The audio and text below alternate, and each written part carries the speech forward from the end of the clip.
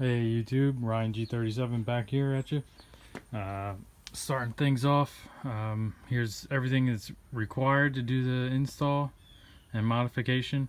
You got your soldering iron, solder, razor, shrink tubing. These are just extensions that I'm going to use for my impact driver because there's three really long far away screws that you need to get, so I don't have a real long screwdriver, so that's what I'm going to use. Electrical tape just to make things pretty. Don't really need it because we're using this shrink tubing. These two little I forget what they're not spade, they're like female spade. I don't know what they're called, but just get whatever size you get of these. Make sure it works with the same gauge wire that you're using. I think this is like 16 gauge wire. You don't need anything thick or fancy because the wire you're tapping into is pretty thin gauge anyway. Then a switch. That switch I got in like a 10-pack on Amazon, and for like $5. So everything else, I mean the wire, I don't even know where I got that. Then the little terminals, you can either get them on Amazon or maybe your local car part store or something like that. Then finally I got a drill with, I forget what it's called, but it's like an expanding drill bit head. You can just use a regular drill bit, but I don't know what size it is for the inside of this. So I use that. Those are, I think they're a little pricey. They're like 15 or 20 bucks or something, but they're really good to have. I got it from doing electrical work, but alright, gonna get into it right now and start tearing things down. Alright, first things first, it's over here on the passenger side. Gotta open up the glove box, pull this off. That just pops right out like so. It is kind of easier to pull it off once you got the glove box out, but for simplicity I'll just do that. Alright, next thing you need to do, alright, you got one screw in the top left there, then in the middle, then right here, right there. So four on the top here. Then there's one. Let me, hold on. Come on. Alright. It's not focusing, but it's right back there. That's one. Man. Alright, here's the other one. Down there. Then one over on this side. Same spot as the other side. So I'm gonna pop them out, and but before that, you gotta pull this panel underneath. You can see I already mounted my switch. It's right there. I can actually reach it from the driver's seat, so that's what works for me. You don't have to put it there, but yeah. Here, I'll pop it down to show you. You just pop this down.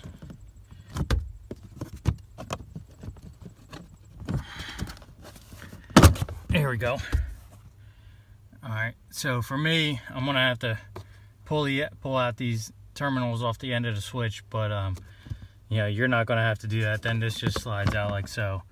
So if you do this mod and put it where I put it, yeah, to fully remove this panel, just undo them, and it doesn't matter what position you put those terminals back on. I just have them, I don't know why I put the red tape on, because it doesn't matter. So, but yeah, let me pull this glove box down and show you what else we need to do. All right, next thing, just to make your life easier, you're gonna have to undo this clip.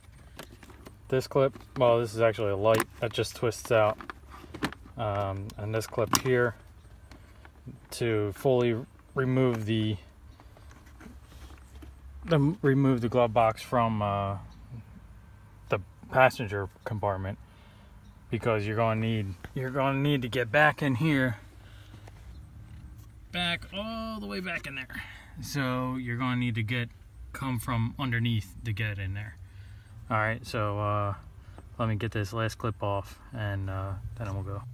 All right, so like I said, here's this little box, and it's kind of in the back, so you're gonna have to come up from behind back in here to undo it, and because you have to undo it to get to the wires. You can see my shrink tubing, and it's on that orange wire. You basically just pull the plug out, then you see what I have here. So the whole wire loom has like this black just casing on it. Use the razor and just cut us very delicately down it, then pulled it back, so I had access to this orange wire. It does not have a lot of slack on this whole wire piece, or wire loom. With these wires here in the way, it's pretty tight workspace. But yeah, basically just once you cut the wire, you strip it, solder your new wire on, then shrink tube.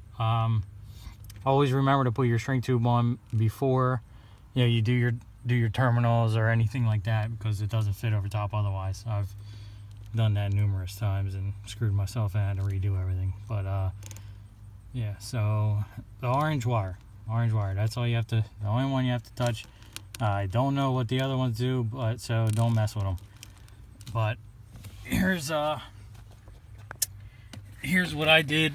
I used that red wire that I showed you just a few minutes ago, and I put the two wires together and just kind of taped them together. I didn't have any real fancy wire loom stuff, and I really didn't feel like paying for anything. Realistically, I didn't have to buy anything for this besides a switch, which I got, like I said, like 10 for $5. So yeah, I made out pretty well. Hopefully you guys have at least some of the material. Otherwise it's not a quote-unquote free mod, which as far as I'm concerned, this car should come with the switch, because to my understanding the R34 GTR actually has like a little dial in it, and you can control where you want the power to go. So but yeah, I just tuck this wire up here. Then when this gets back in there, I think I messed it up now, but it was sitting up in there real nice once I get this in there and the glove box in. And yeah, then when you're done soldering, just plug that connector back in, then reassemble your glove box accordingly. So also, just to finish up this video, when you wire it in, I found this out the hard way. Well, not the hard way, but when you start the car, you don't know whether or not the switch is which way the switch is. So what I had to do is drive a little bit, and then once you go, it's like a couple hundred feet,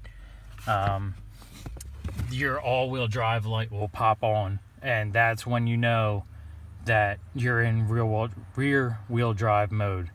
If your all-wheel drive light stays off, then it's regular.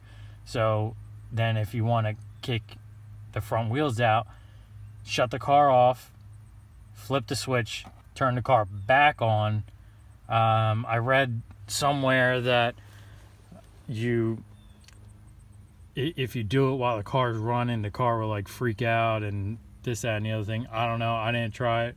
I'm not trying to mess around with that. So if if you want to try to switch it, go right ahead, but you know, from what I read, it doesn't sound like a good idea. But yeah, that's basically it, guys. It's a pretty easy mod.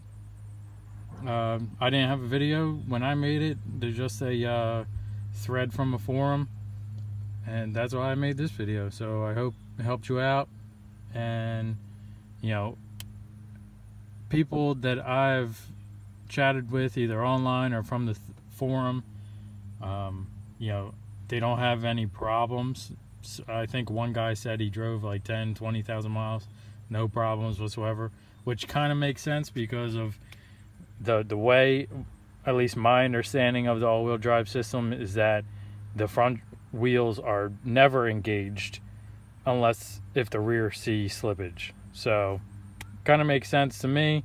I've been driving around with it disengaged for about the past week now, and no problems, no noises, the only thing is, you know, it is automatic still. And when I originally did it, I'm like, oh sweet, you know, I could do a little burnout. Did it wrong. You can do like a rolling burnout if, you know, regardless, but if your car is, it's either 2009 or 2010 and up, has a brake cutout to where if you try to power brake and do a burnout in that fashion, it's gonna cut the throttle and it's gonna die. Well, not die, but fall on his face, and you're not gonna be spinning the wheels anymore. So next video, I don't know if I want to actually do the video, but shoot, I got that wire hanging out. But there is you can pull this side cover over here, and there's a fuse panel. You can either pull a fuse or wire in a switch. I'm probably going to wire in a switch. Like I said, I don't know if I'm going to do a video. So, alright guys, I hope this video helped you out, and see ya.